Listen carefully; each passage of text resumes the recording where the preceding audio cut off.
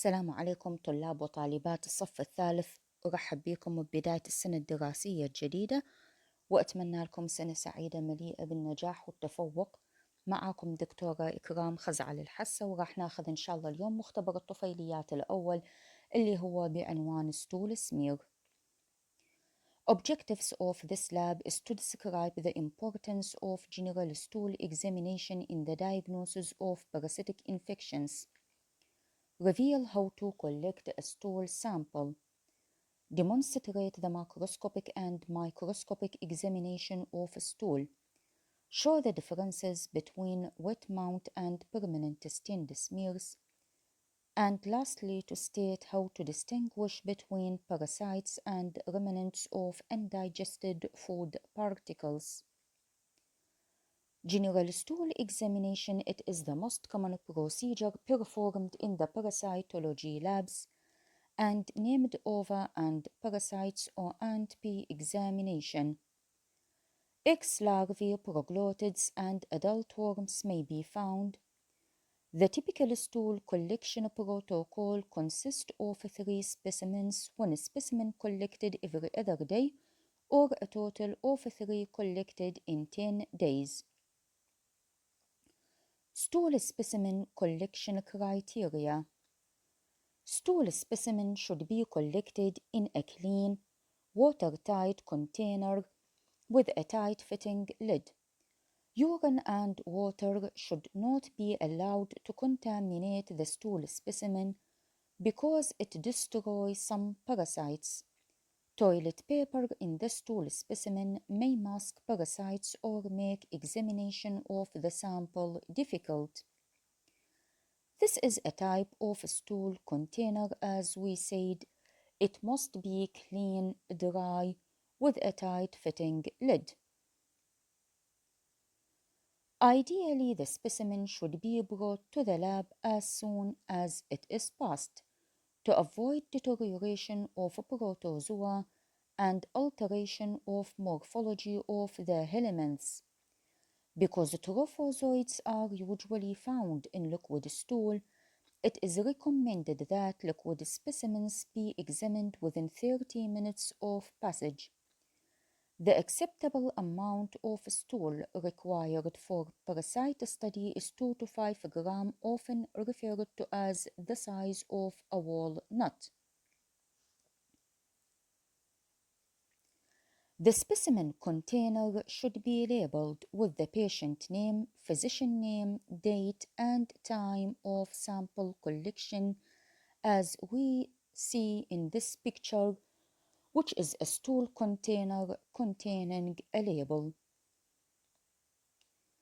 Certain medications and substances may interfere with the detection of parasites, such as antacids, antidiarrheal medicines, antiparasite medicines, and laxatives.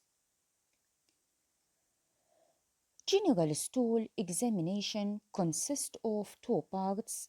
First is the macroscopic examination, which is examination of the stool by the naked eye without a microscope. The second part is the microscopic examination, which is examination of the stool specimen under the microscope. Macroscopic examination consists of the following. First is the consistency. The stool could be hard, soft, loose, watery, liquid, formed, or semi-formed. Normal stool is soft or formed or semi-formed. Constipated stool is hard. Watery or liquid stool occur in diarrheal cases. Second, we should notice the color of the stool. The normal stool is brown in color due to bile pigment. The type of food affects the color of the stool. The stool could appear in a clay color due to obstructive jaundice or presence of barium sulfate, reddish in color due to blood from lower gastrointestinal tract or beef consumption, black in color due to bleeding from upper gastrointestinal tract, iron or charcot ingestion, green in color due to ingestion of spinach or the intake of antibiotics. Third, we should notice the presence of mucus or blood in the stool. And we should also notice the presence of adult worms which could be seen in a freshly passed stool. Examine adult stages of Ascaris lumbricoides and Enterobius vermicularis as we see in this picture, in which appear the male and female adult worms of Ascaris lumbricoides. So, in the macroscopic examination of a stool, we should notice the consistency, color, mucus, blood, and the presence of adult worms in the stool. Second part of the stool examination is the microscopic examination, which consists of two parts, either direct wet mount or iodine stained smear or the permanent stained smear. First, we will take the direct wet mount or iodine stained smear, which is used to detect the presence of protozoan trophozoites, protozoan cyst, Hellmann's egg, and larvae. First, place a drop of saline on a clean slide. After that, place a small piece of stool on the slide using a wooden applicator stick and mix with saline, then cover with a cover slip. If the specimen contains mucus, the examination preferred to be done without saline. The mucus is put on the slide and covered with a cover slip. So this is the first step, which is put a drop of normal saline in the middle of a clean slide. Second, we take a small piece of stool and mix it with a wooden applicator stick with the drop of normal saline. Cover it with the cover slip and lastly examine it under the microscope by the 10x or 40x objective lenses. The slide should be screened in a zigzag way under the microscope. In this picture, it is screened in a zigzag way perpendicularly. In the second picture, the slide is screened in a zigzag way horizontally. In microscopic examination, we should notice the presence of pus, RBCs, parasites, example amoebae, flagellae, eggs, larvae, and cyst. Normal saline is used for routine examination of a stool sample as it is isotonic, so it not affect the trophozoid, it not kill the trophozoid, and we can see the motility of motile trophozoites by the use of normal saline in the wet mount preparation of stool samples. A drop of iodine stain can be used to examine the nuclei of the cyst. But the disadvantage of iodine is that it kills the trophozoid, so the motility of the trophozoid can't be seen under the microscope. So this is the first part of the microscopic examination. The first type, as we said, is the wet mount or iodine stained smear. As we said, if we use normal saline to examine the stool, we will see the motility of the motile trophozoids because it is isotonic, so it not kill the trophozoid. While if we use iodine instead of normal saline, the advantage of iodine is to examine the nuclei and the internal structures of the parasite. But the disadvantage of iodine is that it kills the trophozoid, so the motility of the trophozoite can't be seen under the microscope. The second type of the microscopic examination of the stool is the permanent stained smears, which are used to confirm the presence of a protozoa, cyst, and or trophozoid, permit consultation, reference, and diagnosis when needed, as well as providing a permanent record of the organism observed. إيش نقصد بهاي النقطة؟ نقصد إنه في بعض الأحيان عندما نفحص الستول سامبل under the microscope راح نلاحظ وجود parasite of an مثلا abnormal morphology، أو لاحظنا وجود parasite ونريد نتأكد من نوعه. بهالحالة إحنا مستخدمين البرمننت ستيند سمير، هذا راح يحفظ لي الباراسايت for long period of time، فنقدر ناخذ هذا السلايد ونبعثه إلى مختبر آخر، إلى طبيب مختبري متخصص آخر حتى يأكد الفحص مالتنا. فبهاي الحالة نسميها consultation reference. والسبب إنه permanent stained smears تعمل لنا permanent record of the organism. ليش؟ because it stay for long period of time. حتى السلايدات المستخدمة لتدريس الطلاب هي تكون مصبوغة بالpermanent stained smears because it can stay for long period of time. Third point هو delayed examination of fecal sample. يعني مثلا أنت طبيب في قرى وأرياف ما بيها مختبرات متخصصة، ما بيها مواد، ما بيها الستينس. بهاي الحالة نقدر نعمل فيكسيشن للستول سامبل ونبعثه للمدينة اللي بيها المختبرات المتخصصة حتى نكمل الفحص عليه ونعمل دايجنوسيس للباراسايت الموجود بالستول سامبل. فبهاي الحالة نعمل فيكسيشن للستول سامبل بواسطة either 10% formalin or PVA polyvinyl alcohol or SAF sodium acetate formalin, which is the best one.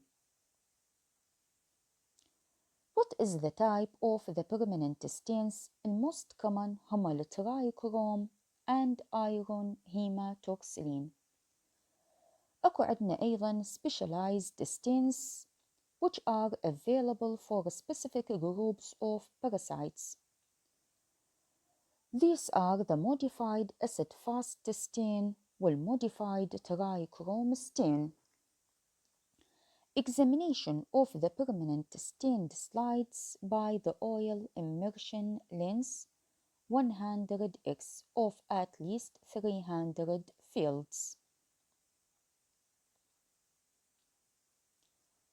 In this picture, there is cyst of Giardia lambelia stained by the iron hematoxylin stain, which is a type of permanent stain. This another picture shows the oocyst of Cryptosporidium, which is stained by the modified acid-fast stain, which is also type of permanent stain. The last subject is about stool artifacts. What are stool artifacts? They are number of structures that closely resemble parasites but in reality are not. يعني في بعض الأحيان نفحص الستول سمير under the microscope we notice the presence of structures هي تشبه الباراسايت لكن بالحقيقة it is not a parasite. It is only resemble parasite. Stool artifacts may be the result of disease process, medications, or dietary habits, such as in malabsorption syndrome, intake of certain antibiotics, or due to certain dietary habits راح تظهر عندنا الstool artifact. This picture represents the air bubbles, which are stool artifacts. They appear due to inappropriate preparation of microscopic slide, so the air will enter between the slide and cover slip and result in the appearance of these air bubbles under the microscope. As you notice, they are circular in shape and has thick wall. They make examination of the slide difficult and represent a stool artifact. Other artifacts, they are remnants of undigested food particles which either appear normally in the stool, such as a plant cell, plant hair, vegetable spiral, pollen grain, and epithelial cell. All of these can appear in the stool of healthy individual or could be abnormal due to presence of malabsorption process, due to presence of pancreatic disease such as the fat globules and starch particles. This picture represents a plant hair. For the first time, it's mistaken with a parasitic larvae, but it do not contain the internal structures which are present in the larva, such as the esophagus, not contain head or tail. So in reality, it is a plant hair and not a helminth larva. This picture represents an epithelial cell. For the first time, it mistaken with a cyst or trophozoid of parasite, but in reality not. It represents an epithelial cell which appear normally in the stool. This picture represents a pollen grain, which also appear normally in the stool. It represents a stool artifact because it may be mistaken with a parasite, but it do not contain the internal structures which are present in the parasite, such as the nucleus, the nucleolus, and other organelles. This picture represents plant cells. Also, they may be mistaken with parasites.